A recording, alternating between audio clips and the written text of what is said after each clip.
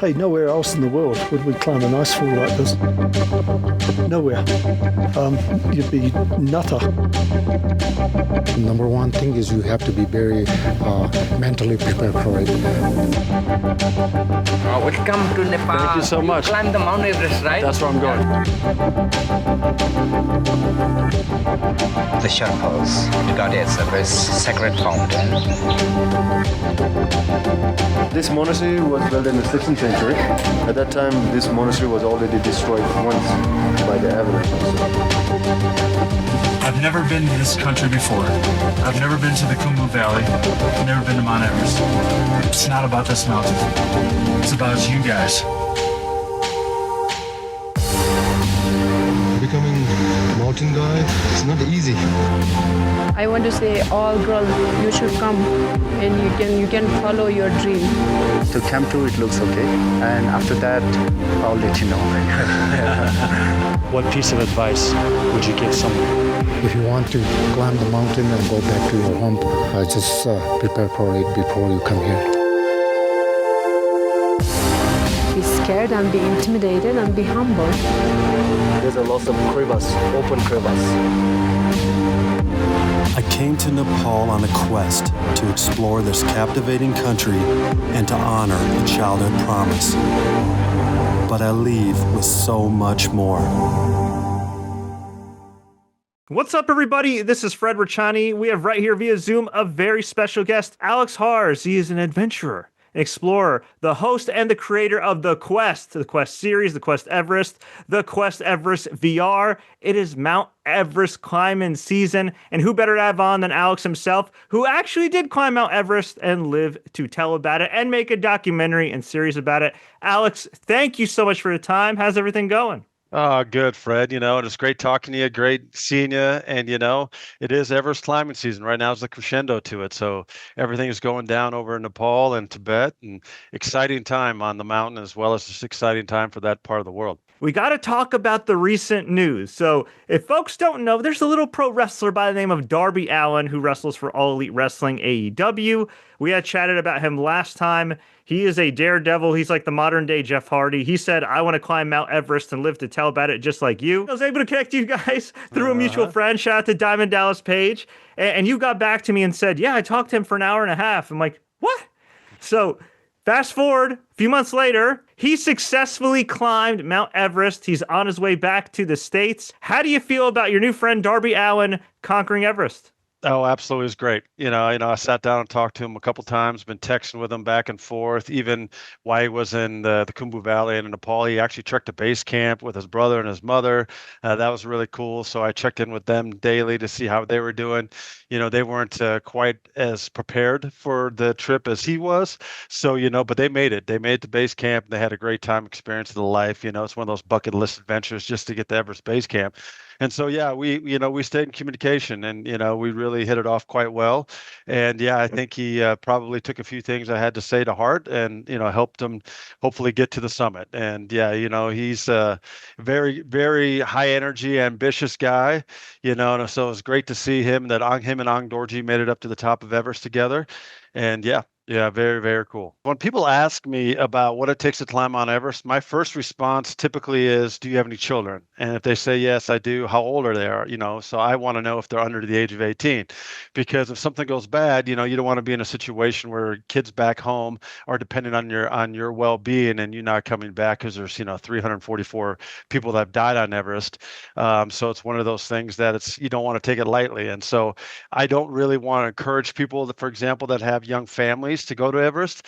But if people want to ask me what it takes to climb Everest like Darby did, then I'll be more than happy to tell them everything that I know and suggestions and people to reach out to, and maybe some of the ways to help make this the most efficient, smooth, and highly successful opportunity as possible. So yeah, it really depends who that person is. But a guy like him, and especially when you connect me, with him, I was like, yeah, absolutely. And matter of fact, the first time I talked to him, was for an hour and a half in Atlanta airport. So he was waiting for a flight, and we chit-chatted and right away hit it off. So I mean, yeah, he's a good guy, and I'm happy for him. Hopefully you guys can connect next time AEW's in Denver. Yeah, no, that'd be really cool. Matter of fact, I think I will. When they do come out there, I'll hit them up. So yeah, man, I want to come say hi to you and, maybe do some backstage stuff with you before you jump out there and after you get back out of the ring. So I know he's going to be really busy right now because, he's been out of the circuit for quite some time, essentially specifically for Everest. He essentially got out of the circuit because he wanted to train for Everest, and he wanted to go last year, but he busted up his foot really bad. So, he had to rehab that and then get ready, and he did a lot of training for it. He was traveling quite a bit, training in some good locations to get ready for Everest. So, he didn't take it lightly, and he spent a lot of time doing it the right way in many ways. So, yeah, and I know now that AEW's got him, back, that, everyone wants to see him back in the ring and, wants to see his face again, besides, him on Everest with a beard that no one ever gets to see. You conquer Everest, it's like, oh my goodness, this is amazing. Life can't get any better than this. And I would imagine at some point you feel kind of a void. It's like, all right, what's my next challenge? Where can I recapture this feeling? Do I climb again? So you specifically, what did you do after climbing Mount Everest in order to kind of fill that void and kind of have your next challenge? Man, that's a world-class question, Fred. My fellow teammates struggled with that as well, actually. They came back down, and it's such a rush, and such a lifelong goal for most people that go to Everest, that you're right. How do you top that? What do you do next to try to, hit that same level of satisfaction or dedication that it takes to get there, and the training and all the effort that you put in there? What can you do next, in order to try to keep that, momentum going? Well, and for many cases, it's not possible. In my case, I think I was lucky because it was a production. I was going there to fulfill a childhood promise that I made, and that was, the main driver behind it. But the secondary driver behind it was I was there for the Quest series, to shoot these films, the VR film and the 2D film. And so therefore I was also working on the mountain. So I was hyper focused every day, with my team, capturing footage, interviewing people, making sure that we tell a complete story of what Mount Everest is really all about, not just the actual beautiful visuals and the climb itself, but the backstory of Everest, the history, the Sherpa people, the economics, trash removal, you name it, the religious significance and all kinds of stuff like that. And so, that really kept me busy. And when I got back, then now we have 63 hours of footage. So what do you have to do next? You have to start compiling it, composing it, organizing. That took about a month. Then you start editing the thing, and so this whole process of, making that film a reality and then getting it out to the public, that takes a long time. So I don't think I've ever had a chance to just stop and let that rush, so to speak, come down to an absolute zero baseline. Let's say, like a lot of other people that go there and come back, and now what? They're back to their 9-to-5 life. And so therefore, I think that might have been an advantage for me that, so hyper focus on this production, and one of the reasons why we're sitting here talking today. And so, yeah, I don't know what's next. Oh, I know what's next. We're going to shoot another installment of The Quest. And it will be exciting. It will be adventurous. Will it be exciting and as adventurous, from an adrenaline standpoint, from a preparation standpoint, and from a satisfaction standpoint as reaching the summit of Everest? Maybe, maybe not. But, on the same token, I'm also at peace with that because, again, I was there to fulfill multiple objectives, not just me climbing Mount Everest. Very well said. And of course, you mentioned the Quest series, the Quest 2D, the Quest VR. What can you tell us about what you've heard so far from viewers, and what can you tell us as far as what's coming next? Yeah, very good question as well. I think the thing that I liked the most, and maybe the thing that was most pleasing to hear from a feedback perspective, was the cultural stuff. Like I mentioned, the history, the culture, the Sherpa people, the stuff that you normally don't get to see about content that relates to Mount Everest. Usually it's very adventure, adrenaline driven, look at me, climb Everest and all that. I didn't want it to be about me. I just wanted to be the conduit to the information, to the story itself, to the country of Nepal, to all the people that I interview along the way, and to all the stories, memories that I was able to capture, in my 63 days of filming in Nepal. And luckily, to a large degree, that seems to be coming across that way, that people were very interested and say, I didn't know that. I didn't know that Sherpa people were actually a culture that came over from Tibet 650 years ago versus, the general misconception of them being just high altitude porters or mountain guides. I think that's just a term for a mountain guide or a porter, but it's not. It's actually a culture. It's an ethnic group, that migrated to the Khumbu Valley. That's how they ended up there. And then that's happens to be at the dead end of the Khumbu Valley, happens to be the highest mountain in the world. And therefore, the Sherpas are synonymous ever since 1953 with Mount Everest. So, it's these kind of things I think that are most pleasing to me. then that people were able to get that, because that was the one thing I wanted to stress more than anything than me climbing the mountain is, yeah, the visuals and the 52-day process of climbing the mountain, that speaks for itself. You see it in every shot. You don't have to have me, hammer it home with regards to myself. And so that was the most important thing. The VR, of course, is a little bit different. As you know, the Quest Everest VR is a 26-minute first-person virtual reality documentary, and to date, it's the only first-person virtual reality ascent of Mount Everest. So you're actually climbing with me all the way to the summit of Everest and back, and we cover the 9-day trek to base camp, the 43-day climb to the summit and back, and you're with me the whole time. So that's a little bit different. That's a little bit more Everest heavy, because it has to be, because you're actually physically climbing with me to the summit of Everest. So it's the closest possible experience of what it's like to climb Everest without being dumb enough to get off the couch and try it yourself. So that production is, very Everest centric with regards to the actual physical side of climbing the mountain. And people that have a chance to watch that, because, a lot of people don't know that you can actually watch it in 2D as well, on your cell phone, on your tablet, or on your computer. If you don't have a VR headset, or you don't go into a planetarium or an immersive theater environment and watch it there, you can literally watch it, YouTube style on your phone or on your computer, and move the mouse around, click it, stop it, look down, look up, look around behind you, and so on, which is the next best thing, and you can go to Vimeo to watch it there.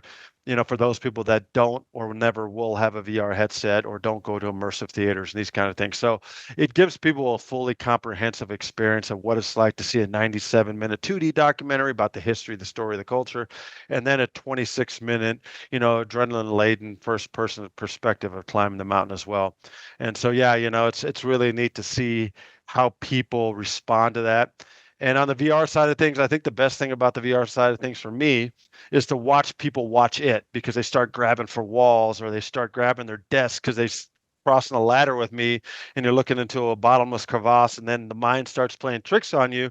You think you're actually there. And so people start to, get a little bit jittery or even freak out sometimes. So that to me is pretty entertaining, but I guess that means that it's also pretty authentic. I'm glad you mentioned museums, because I feel like your content, your work is tailor-made for a museum, and not just say like an IMAX theater or anything like that, but actually like a fully interactive exhibit. You've done the film festival circuit. You're streaming this in 2D and VR. Have you had any talks with museums or any exhibits? Not yet, but that's something we want to start doing. And that's a totally different world. From a filmmaker perspective, that exhibition, life of theater stuff is completely different. I mean, it's not a lot of crossover there, but you're absolutely right, Fred. It is a perfect project for that, because you literally can now have a collective group of people stand in a black box, or stand in an immersive theater like they would if they're going to go see, Van Gogh live or whatever. They can stand in there and experience it together over the course of 26 minutes. So it's perfectly suited for that. And the other thing that makes it also ideal for that kind of environment is it's international, right? I mean, Everest is arguably the most iconic landmark on Earth, and the most iconic human adventure experience on Earth since 1953, when it was first climbed. So people all around the world, it doesn't matter in which of the 196 countries you live in, people have some sort of connotation of what Mount Everest means to them. So it's a very easy piece of content to try to put internationally as well, versus talking about American comedies that doesn't translate. For example, the English contextually doesn't translate, the humor doesn't translate.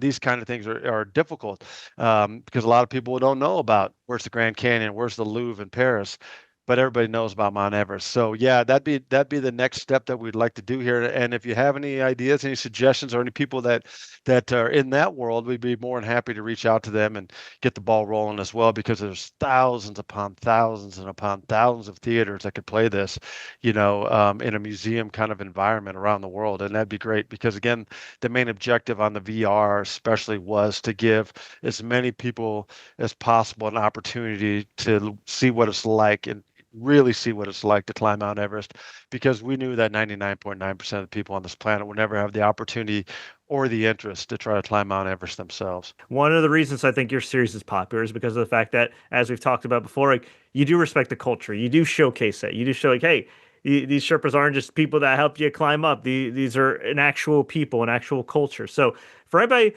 watching, listening to this, that is remotely thinking about heading to Nepal, what are some do's and don'ts in terms of culturally and how to act? Yeah, I think one of the first thing to know about Nepal, and most people don't even know where Nepal is on a map. So, that's for starters, it's a Southeast Asian country or a South Asian country. And when you go there, it's tiny, not a big place, but a very, very diverse amount of scenery, geography. Obviously, it has Mount Everest and the Himalayas as 8 of the 14, 26,000 feet plus mountains. So very beautiful, stark, unbelievable scenery. But it's also got jungles, and it's also got bush. It's also got elephants, it's got, stuff that you would never expect, stuff that you would normally correlate with Africa, for example, in the safari setting.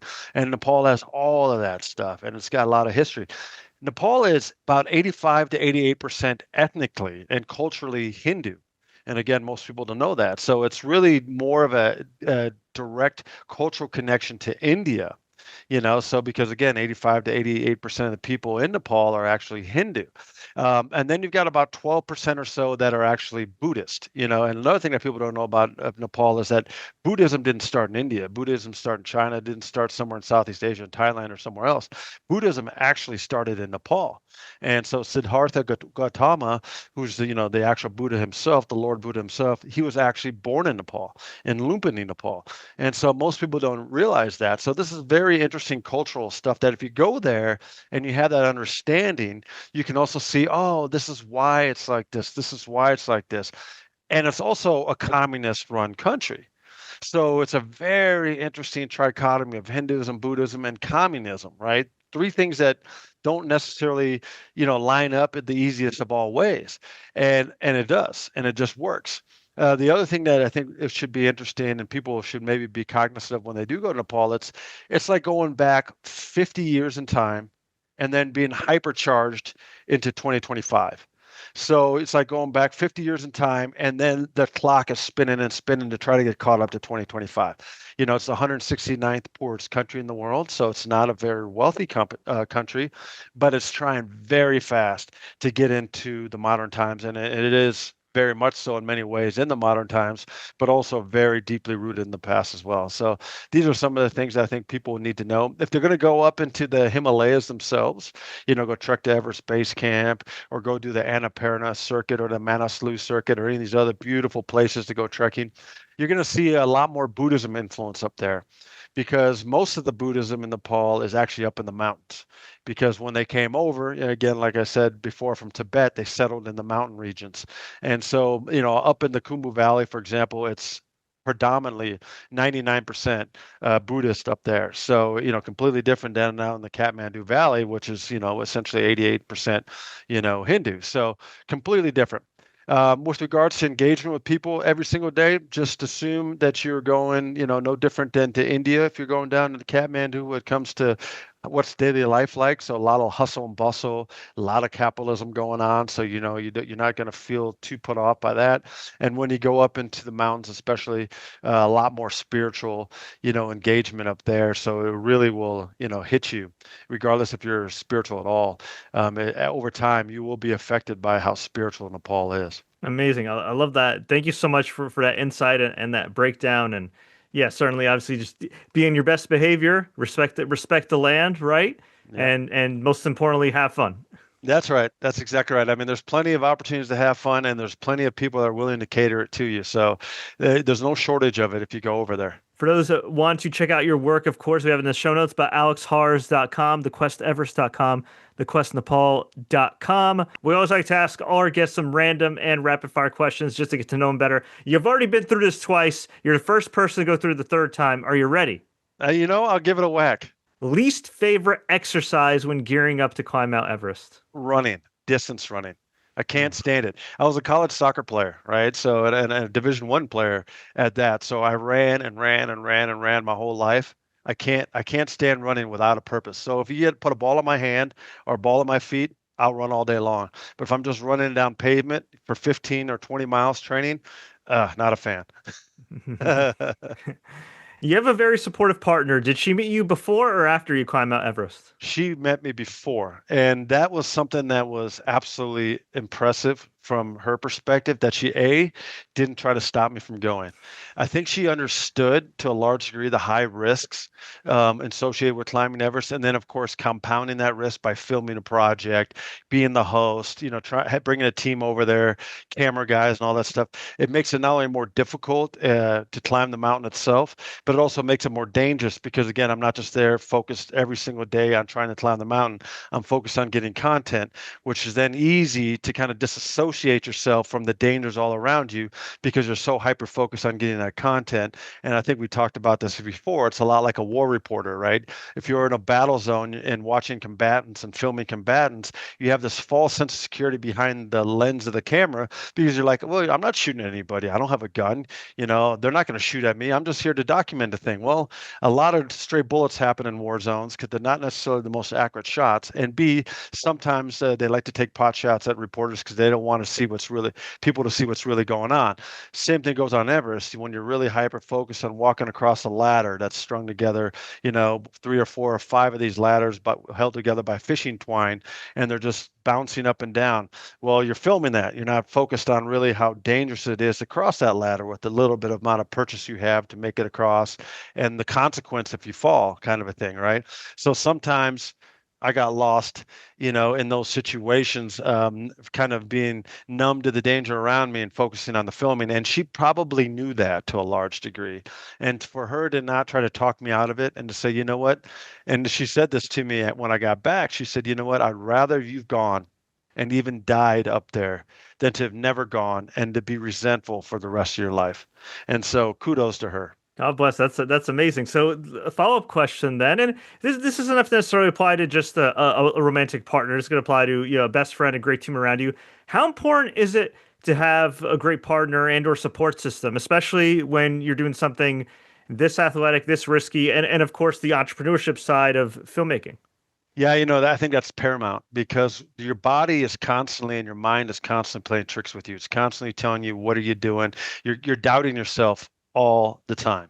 You're doubting yourself before you go to Everest because your amount of work you have to put into to get ready for it, that it's suffering. It's just not a lot of fun, really, to be honest with you. And then when you're there, you're constantly lying to your own body because your body says, get me out of here, get me out of here. We're not meant to survive at 17,500 feet and above, all the way up to 29,000 feet, which is the summit of Everest. There's never been a civilization that's lived above 17,000 feet anywhere in the world. And the reason why is because you can't stay there indefinitely. You will die if you stay there indefinitely. So your body is screaming at you, say, get out of here. What are you doing? What are you doing? And the higher you go, it just becomes more and more of these voices in your head saying, get out of here, get out of here. So you're constantly lying to yourself to keep going and that you say, yeah, I'm doing all right. And you're really not, so if you have that support system back home, or even if you're even lucky to go with somebody that you're close to, if you have that support system around you, it really helps motivate you. I mean, it's almost like people that are trying to train you for a marathon or people that are trying to get you to lose 25 pounds doing CrossFit or whatever. If you have that support system around you, it makes that fight, that internal fight with yourself, a heck of a lot easier, and you can tune out that negative noise and maybe tune in a little bit more to the positive noise that's coming into your ears from that support system. So I think it's very crucial. Definitely. Now, some people may not know is not only are you a host and adventurer, a filmmaker, but you're also an actor. And I always like to ask actors this on the show. Is there any piece of work that's on your IMDb or maybe not on your IMDb that you feel is underrated that you would love people to check out? I would say maybe The Quest of Nepal to some degree. The Quest of Nepal was the first film of this series, and it's because it was the first film of the series, it's probably the least known film of the series, possibly. I'm not sure. Again, I don't know where people are clicking around the world, but I think that gives also context to what you then see in The Quest Everest and The Quest Everest VR, because it's an ongoing series, and the Quest of Nepal was the first film. And so I don't know if it's underappreciated, but it's one that maybe is not getting or hasn't gotten as much hype as Everest, because again, the word Everest itself draws people in, where again, like I said before, most people couldn't tell you even where the country Nepal is on a map. So the Quest of Nepal might be something to take a peek at. Otherwise, I don't really think so much about what I've done with regards to its significance. I'm more just humbly honored that people would take their time, if it's 5 minutes or 97 minutes, for example, with the Quest Everest documentary that just came out. if they take that time to watch it. Because to me, I know how finite time is. I know a lot of people have a lot of different options to what they can consume on a daily basis. So if you were to take 97 minutes of time and watch the Quest Everest, or 26 minutes of time to watch the Quest Everest VR, or 72 minutes of time to watch the Quest Nepal, I'm just humbly honored that you've done that. And to me, that is really all I can ask for. How good is it? How appreciative should I be of it? That's not really maybe for me to say. So I'll let that for other people to decide. But I would say if I had to pick one on my list, maybe the Quest Nepal. Good choice. And hey, that's how we connected in the first place. The Quest Nepal. I checked it out. I'm like, oh, this guy seems pretty badass. Let's get him on the show. And fast forward, 3-time guest. Yeah, man, I appreciate that. You know what? And it's just something I'd like to keep going, because if nothing else, I like talking to you. Your audience is fantastic. And, and you ask very good questions, and you're able to talk about some of the things that normally don't get asked to me. And I think that's awesome. Hey, I appreciate it, man. The viewing's mutual, and you are based in Denver. So what are some of your favorite spots in Denver?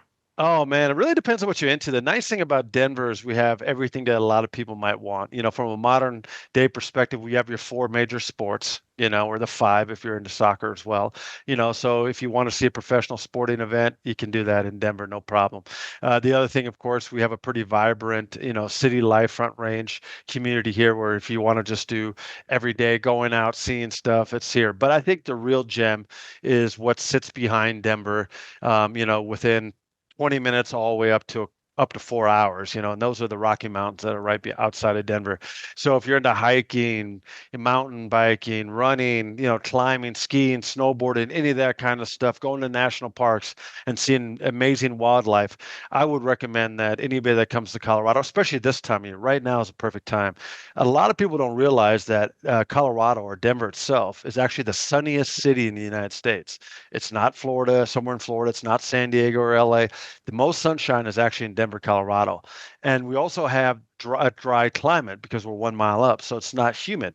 So it's dry. So it's a very pleasant sun. You're not constantly sweating. And if you do sweat, it evaporates real fast versus sticking to you like in a humid climate. So I think it's a very good time of year to come out and experience and enjoy the outdoors. If you're not into the cold weather activities of skiing and mountaineering or snowboarding, come out right now to Colorado and enjoy what Denver has to offer in the Front Range itself and the Rocky Mountains. What's the best piece of advice you give aspiring filmmakers and producers who are looking to distribute their film?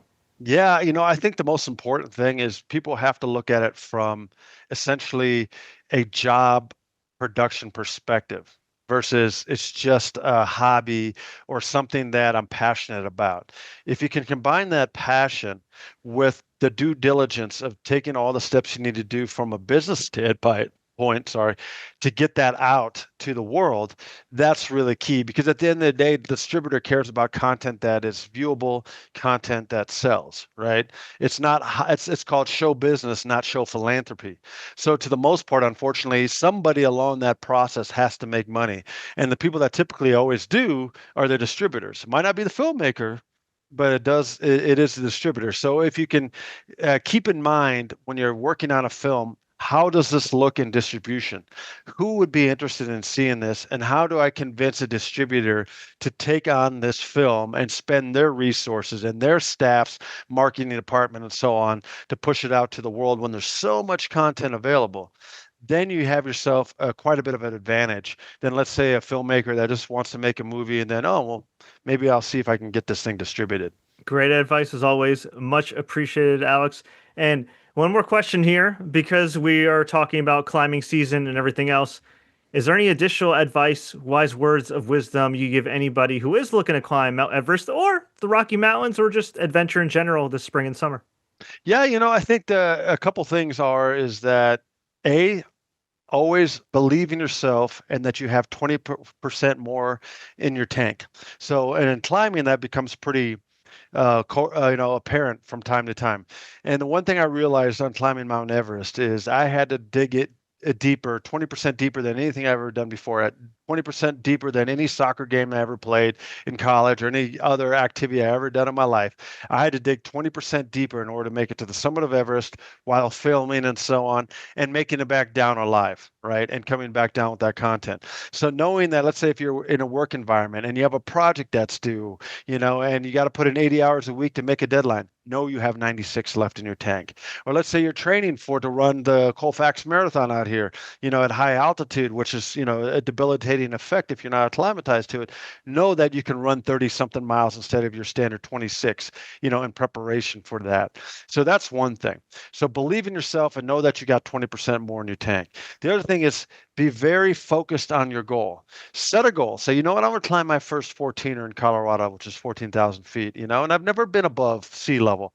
Well, okay, be focused on doing what you need to do it properly, to make it the most fun experience possible, and then be laser focused in on that objective. So it's not really about climbing Mount Everest. It's about conquering your own Everest, whatever that is in your life or whatever that is physically that you're trying to accomplish. So if you take kind of those two perspectives into mind, I think that will serve you not just on, training for Mount Everest or going for any other mountain that you might want to climb, but it might also serve to be beneficial throughout your whole entire life when it comes to trying to achieve things and getting things done that you thought might be impossible. Awesome words of advice, Alex Harz. Thank you so much for your time. AlexHarz.com, thequesteverest.com, thequestnepal.com. Alex, before we let you go, where can folks find you online, and where can we find you next if you're allowed to talk about it? Yeah, obviously, you did a good job of mentioning my personal website and, of course, thequesteverest.com, which is where the Quest Everest and the Quest Everest VR links are, and thequestnepal.com, which talks about the Quest Nepal documentary. But you can also go to Instagram if you want. We have Alex. All of my socials are either Alex Harz or Alex.Harz.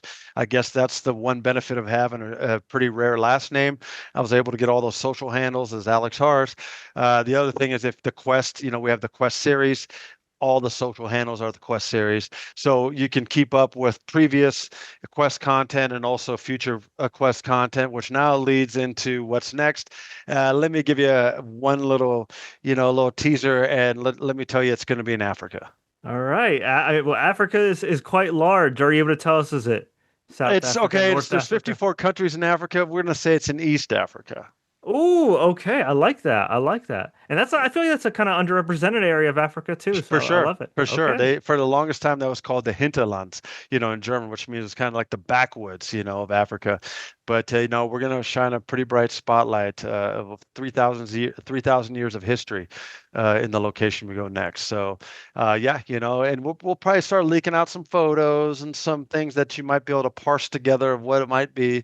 But, Fred, you're going to be one of the first people to know more as we know exactly when we're going to shoot and specifically what is starting to filter back in.